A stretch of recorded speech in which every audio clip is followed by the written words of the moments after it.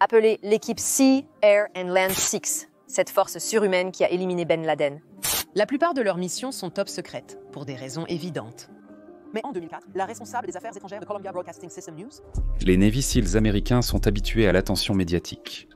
Grâce à des missions très médiatisées, faisant la une des journaux nationaux, à des superproductions hollywoodiennes et à des livres à succès, ils sont devenus un nom connu de tous. Même ta grand-mère saurait qui ils sont. Comment les SEALs ont-ils acquis leur réputation de meilleure force d'opération spéciale de l'armée américaine ? Cette renommée ne s'est pas bâtie par hasard. Ils ont dû la mériter. Qu'il s'agisse d'avoir sans doute l'entraînement militaire le plus difficile au monde ou d'être à l'avant-garde de certaines des missions les plus cruciales de l'époque moderne, les Navy SEALs ont constamment prouvé qu'ils sont une force de combat redoutable, capable de relever tous les défis que leur pays leur confie. Mais la barre est encore plus haute que cela. Au sein des Navy Sea, Air and Land S se trouve leur unité de premier rang, le Naval Special Warfare Development Group, connu sous le nom de Naval Special Warfare Development Group, mais plus couramment appelé Sea, Air and Land Team 6. Contrairement aux équipes Sea, Air, un land ordinaire, cette unité d'élite opère dans l'ombre et se voit souvent confier les missions les plus importantes, réservées uniquement aux meilleurs opérateurs. Mais si les Navy SEALs sont si compétents, pourquoi ont-ils besoin d'une unité de premier rang ? Quel est tel l'intérêt ? Qu'est-ce qui distingue un Navy Sea, Air and Land de niveau 2 d'un Navy Sea, Air and Land de niveau 1 ? Et surtout, qu'apportent-ils tous les deux dans le domaine des opérations spéciales ? Nous répondrons à toutes ces questions et plus encore pour vous. Voici les SEALs contre DevGru. Avant d'explorer les complexités et les différences entre les Navy SEALs et DevGru, il faut d'abord clarifier un point. Prenez ceci comme un avertissement. En général, seules les unités de niveau 1 sont désignées par leur numéro de niveau, pas les autres unités militaires. De plus, vous ne verrez pas les Navy SEALs se désigner eux-mêmes comme une unité de niveau 2. Vous ne verrez pas non plus Naval Special Warfare Development Group se désigner comme une unité de niveau 1. Le système de niveau est généralement une façon tacite ou non écrite d'organiser ou de marginaliser les unités militaires. En somme, les termes de niveau 2 et 1 sont principalement utilisés par simplicité. Ne laissez pas le chiffre définir l'unité. Les SEALs et le Naval Special Warfare Development Group se distinguent par leur mission, leur objectif et leur financement respectifs. Les SEALs de la marine forment l'élite des forces spéciales navales au combat. Ils sont une force de combat polyvalente, organisée et entraînée pour mener une variété de missions d'opérations spéciales dans tous les environnements. Les Sea, Air and Land S mènent des missions clandestines en infiltrant leur zone d'objectif par la mer, les airs et la terre, ce qui correspond exactement à la signification du nom Sea, Air and Land. Leur capacité éprouvée à opérer sur tout le spectre des conflits, associée à leur aptitude à fournir des renseignements en temps réel et à garder un œil sur la cible, offre une polyvalence inégalée sur le champ de bataille face à des crises qui évoluent pas rapidement à travers le monde. Leur discrétion et leur méthode clandestine leur permettent de mener des missions contre des cibles inaccessibles à des forces plus importantes sans être détectées. Quand vous voyez un Navy Sea, Air and Land, vous savez qu'il possède une discipline, un professionnalisme et une force mentale incroyables, qui lui permettent d'accomplir l'impossible. Les Navy SEALs sont réputés pour leurs compétences, leur efficacité au combat et leur formation rigoureuse. Mais qu'est-ce qui distingue un opérateur du Naval Special Warfare Development Group d'un Sea, Air and Land dans les équipes Sea, Air and Land régulières ? Pour commencer, les opérateurs du Naval Special Warfare Development Group ne sont pas des Navy SEAL comme les autres. La plupart d'entre eux ont plusieurs années d'expérience en déploiement au sein des équipes Sea, Air and Land. Pour cette raison, il est courant que les membres aient déjà la trentaine bien entamée, ce qui signifie qu'ils forment un groupe beaucoup plus mature. Ce ne sont pas des jeunes SEAL de 20 ans fraîchement entraînés en somme.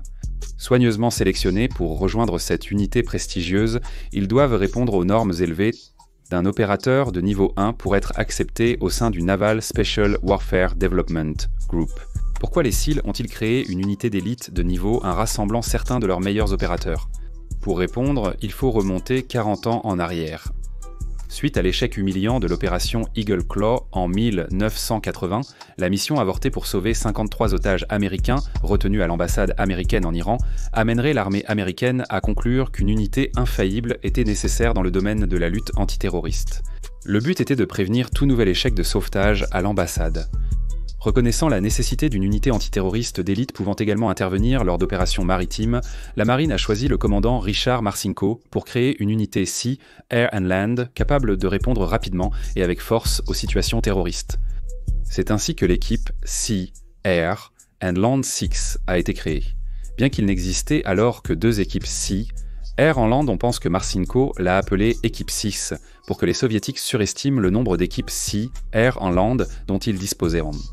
Il avait 6 mois pour la mettre en place sous peine d'abandon du projet. Sans surprise, il a réussi. Aujourd'hui, plus de 40 ans plus tard, l'unité affiche un impressionnant palmarès dans les opérations auxquelles elle a participé. Cependant, DevGuru a évolué depuis sa création. Comme pour tout dans la vie, les choses évoluent avec le temps. Même si c'est un surnom courant, il ne s'appelle plus officiellement Sea, Air and Land Team 6. La mission de Naval Special Warfare Development Group est passée d'une unité antiterroriste spécialisée à une force spéciale polyvalente avec un mandat mondial. C'est pourquoi, à première vue, lorsque vous comparez les missions et l'objectif des Navy SEALs à ceux de leurs homologues de premier rang chez Naval Special Warfare Development Group, il est tentant de conclure qu'il y a beaucoup de similitudes et très peu de différences. Les SEALs opèrent dans toutes les missions de combat et les opérations spéciales. Peu importe où vous les placez, jungle, arctique, désert, montagne ou même en plein océan, ils accompliront assurément leur mission. Chaque équipe Sea, Air and Land a une spécialité ou une zone géographique prédominante, mais globalement, ils interviennent tant dans des missions d'action directe, de lutte antiterroriste, de guerre non conventionnelle, de libération d'otages, de défense intérieure étrangère, etc. Cette liste de missions s'applique également au Naval Special Warfare Development Group. Alors, quelle est la différence entre les deux unités ? Le Naval Special Warfare Development Group unité de niveau, indépendant du Joint Special Operations Command, bénéficie d'un financement conséquent pour ses missions et ses besoins en entraînement. Comme on attend d'eux qu'ils exécutent certaines des missions les plus dangereuses et à haut risque avec une précision absolue, ils ont besoin de beaucoup d'argent pour s'offrir le meilleur équipement au monde, un entraînement intensif et toutes les autres ressources nécessaires à cette responsabilité. Malgré un éventail de missions plus vaste que leurs prédécesseurs de la Sea, Air and Land Team 6, DevGuru reste spécialisé dans la lutte antiterroriste et la traque de cibles de grande valeur, peu importe les obstacles rencontrés. Les équipes Sea, Air and Land ne sont pas étrangères à ce type de mission salissante. Cependant, objectivement parlant, un opérateur de DevGuru aura des compétences et une formation plus poussée qu'un de ses homologues des équipes Sea, Air and Land. Ce qui amène la question suivante, quelle est la formation qu'un Sea, Air and Land reçoit pour intégrer DevGuru ? Pour devenir opérateur chez DevGuru, il faut d'abord être un Sea, Air and Land. Comme nous l'avons déjà dit, le parcours des Navy SEALs est sans doute le processus de sélection le plus difficile au monde. Du recrutement à l'obtention de leur trident, seule une infime partie des candidats franchit toutes les étapes. À la formation de base de démolition sous-marine des Sea, Air and Land S, Basic Underwater Demolition Sea, Air and Land, où la majorité des candidats sont éliminés d'emblée, seulement 1 sur 5 parvient à réussir. Après Basic Underwater Demolition, Sea, Air and Land, viennent les 7 formations de qualification Sea, Air and Land, le saut en parachute, formation, survival, évasion, résistance, escape. Un nouveau Sea, Air and Land diplômé reçoit environ 18 mois de formation supplémentaire dans son unité avant d'être opérationnel. Une fois opérationnel, un Sea, Air and Land doit exceller dans son domaine au sein des équipes pendant plusieurs années.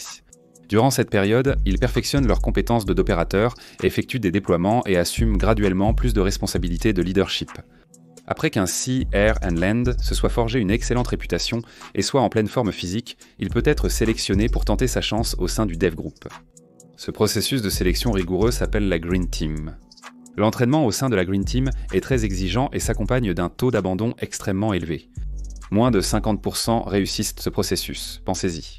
Peu de candidats réussissent à devenir Navy SEALs après un processus de sélection rigoureux. Plus de la moitié de ces Navy SEALs, ayant terminé la formation militaire la plus difficile au monde et étant opérationnels depuis des années, sont éliminés en grand nombre de la sélection Naval Special Warfare Development Group.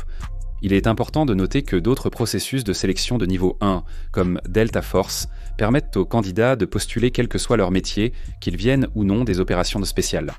Pour devenir opérateur Naval Special Warfare Development Group, il faut d'abord être un Sea, Air and Land, car Naval Special Warfare Development Group n'accepte que des Sea, Air and Land S.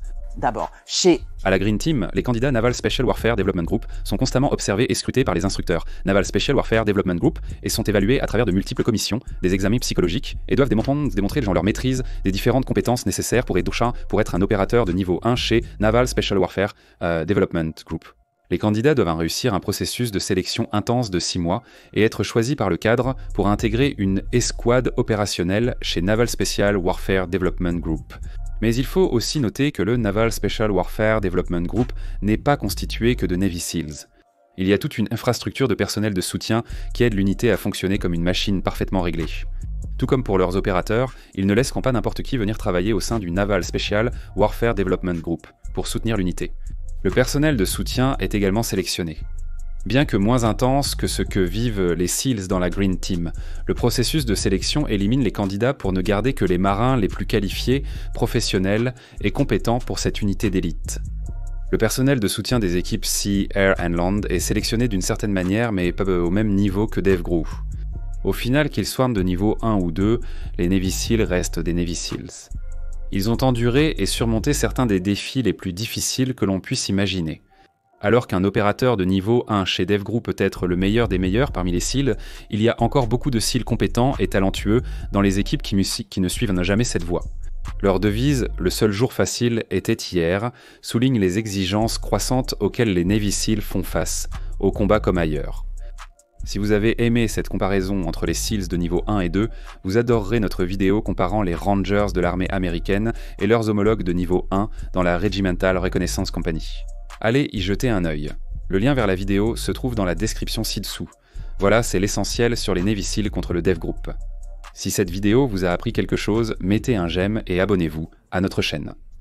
Merci de regarder, comme d'habitude. Veux-tu vraiment être ici ? Un grand merci à tous nos membres YouTube et à nos mécènes sur Patreon. Merci à tous pour votre soutien supplémentaire envers notre chaîne. C'est très apprécié.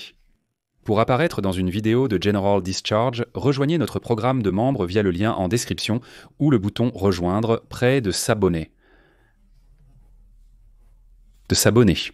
Consultez notre page Patreon et rejoignez l'équipe. Voici Nick Naja. Tous tes amis s'abonnent à General Discharge et toi, tu n'as même pas envie d'être ici.